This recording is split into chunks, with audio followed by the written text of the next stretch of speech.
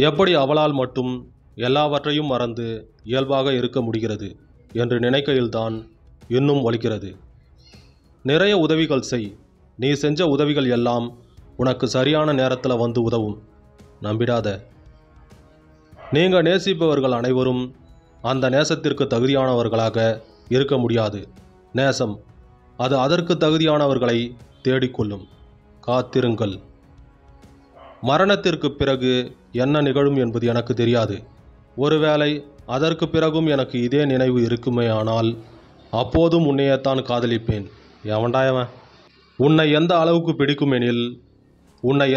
பிடிக்கும் என உன்னிடமே சொல்ல தெரியாத அளவுக்கு.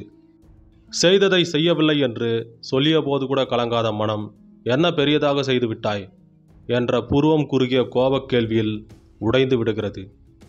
அவள் கண்களை மிஞ்சிய ஒரு விஷயம் என்னை பிரமிக்க வைத்து விட்டால் அதற்கு என் ஜீவனை தருகிறேன். மிகப்பெரிய வழியே எந்த வழியும் இல்லாதது போல் வெளியில் நடிப்பதுதான். இவர்களை மாற்றுவது வெகு சுலபம். ஒன்று இவர்கள் யாரையாவது நேசிக்க வேண்டும், அல்லது இவர்களை யாராவது நேசிக்க வேண்டும்.